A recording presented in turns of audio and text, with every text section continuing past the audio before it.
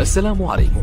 لا تنسوا الإعجاب بالفيديو والاشتراك في القناة تشجيعا لنا لنستمر بنشر المزيد إن شاء الله.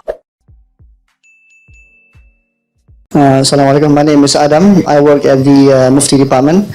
So my question is, what does the Quran or Islam says about killing for mercy? I'll give you an example. For example, someone is in a very deep or long coma. So can we end the person's life? Number two, what if we have like a sick cat who is really sick and we pity the cat, we pity it, so can we end the cat's life? I'm just asking a question, I'm not going to do it. The brother is talking about euthanasia. The English word, what is euthanasia? It's not killing for mercy. The right word is euthanasia.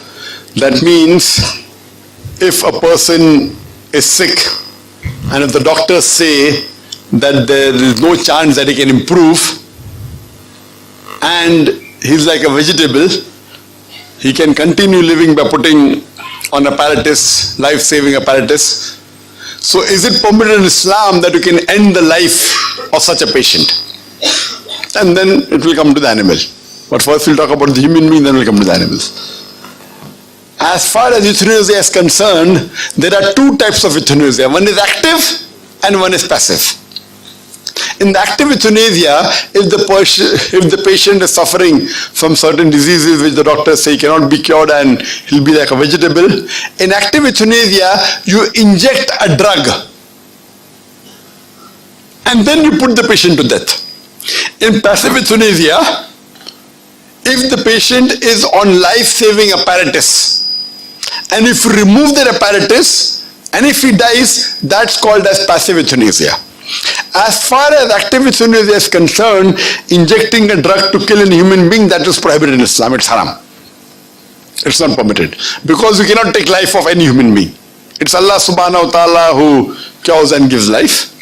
As far as passive euthanasia is concerned, where a patient is on life-saving apparatus, like defibrillators or ventilators, and the doctors say that there's no chance he can improve, he's like a vegetable.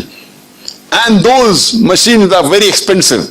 Every day you may be paying thousands of ringgit.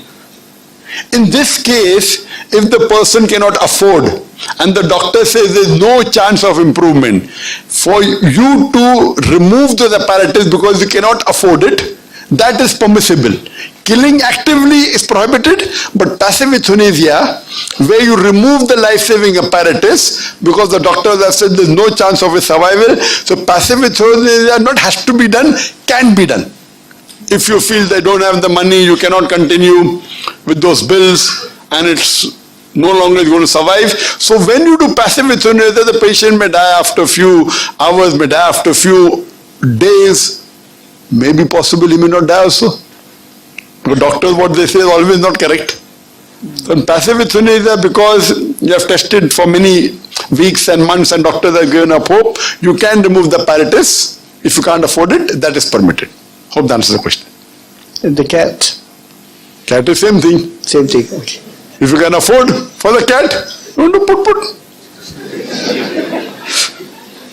put. Nowadays people spend more on the cat than the human beings. Yes. Thank you. You're most welcome.